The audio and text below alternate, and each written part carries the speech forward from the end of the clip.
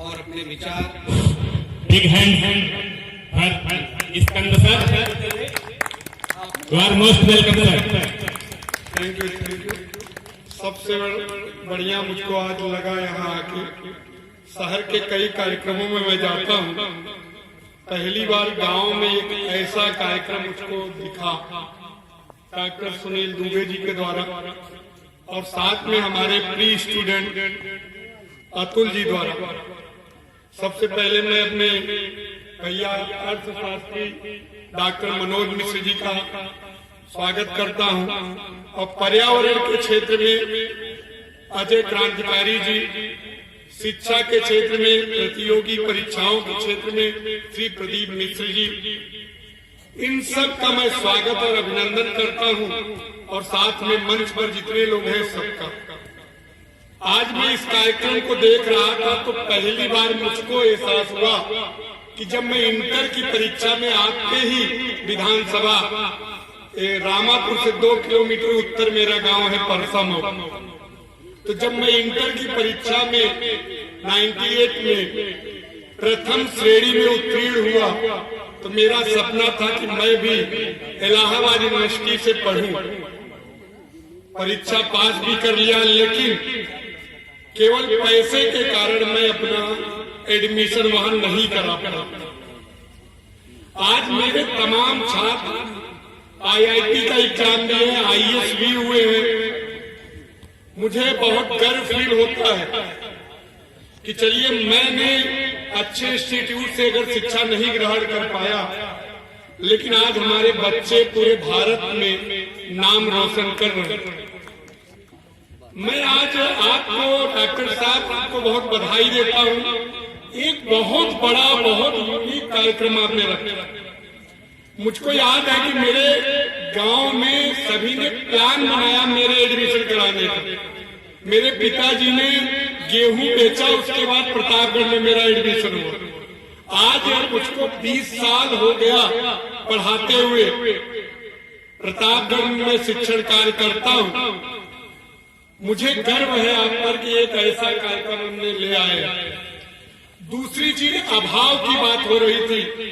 Sir ने भी कहा कि कभी भी पैसा अड़े वास्तव में नहीं आता। तमाम ऐसी योजनाएं सरकार की आज हैं कि जिससे आप अगर पैसे का अभाव है आपको पता नहीं चलता।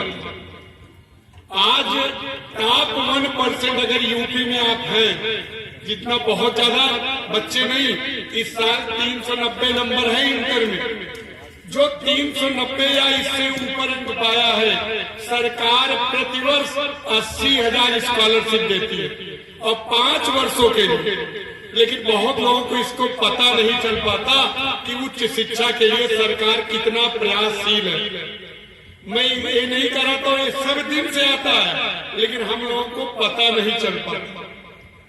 मैं इतना कहना चाहता हूँ, ग्रामीण क्षेत्र का मैं भी रहा हूँ। पढ़ा के मैंने अपनी पढ़ाई को पूरा किया और मुझको गवर्नमेंट सर्विस भी मिली।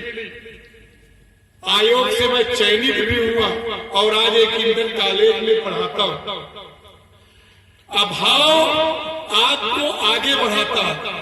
जैसे अभी कोई कहा, आप सर ने, संचालक महोदय ने कहा, तमाम उदाहरण दिए गए। आपको मैं इतना कहना चाहूंगा, सामने हो मंजिल तो रास्ता न मोड़ना, मन में जो सपना हो कभी न तोड़ना, कदम कदम पर मिलेगी मुश्किलें आपको, बस सितारे चुनने के लिए कभी जमीन न छोड़ना।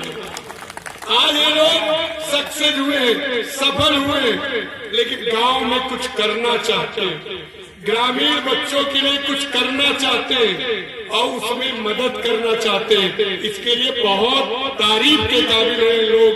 जोरदार तालियां आप लोगों के लिए। सपने पूरे आप करोगे, बस आपने मन में ठान लीजिए कि मुझको करना है। मैं सोचता हूँ, एक बार मुझको प्रतापगढ़ में शिक्षा जब मैं करने आया, 400 रुपया किराया था। 2 मेरे साथी थे साथ में।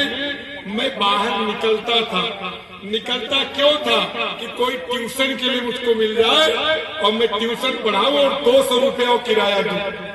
आज प्रतापगढ़ में 2-2, 3-3 मकान मैंने बनवाया।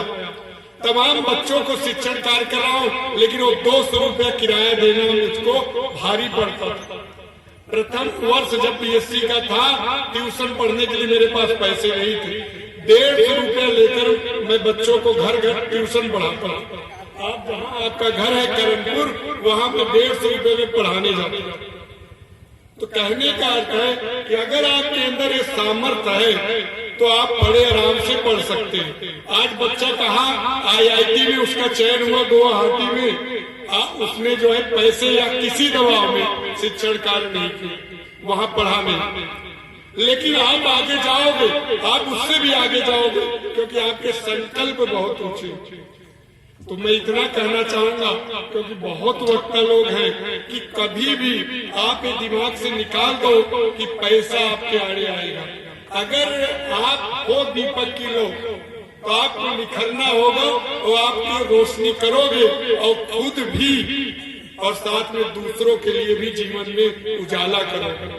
तो मैं ये इतनी बात के साथ अपनी वाणी को विराम देना चाहूंगा, क्योंकि बहुत विद्वान लोग हैं कि दर्द कैसा भी हो आंखें नम ना करो, दर्द कैसा भी हो आंखें नम ना करो, रात काली सही कोई गम ना करो, एक सितारा बनो जगमगाते रहो, जिंदगी में सदा मुस्कुराते रहो।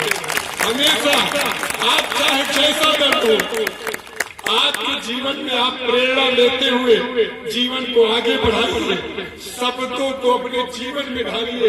ये नहीं कि मैं कुछ बोल रहा हूँ तो केवल उसको अभी एक भाषण हुआ समाप्त, उसको अपने दिमाग में ढालिए, लोगों को जीवन को बदलने की कोशिश करिए।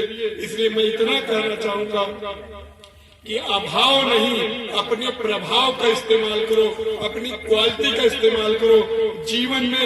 ये जो नौनिहाल बैठे, जो ये बच्चे बैठे, एक समय रहेगा इस खामपुर दुबे पट्टी का नाम रोशन करेंगे और आपको इन पर गर्व होगा।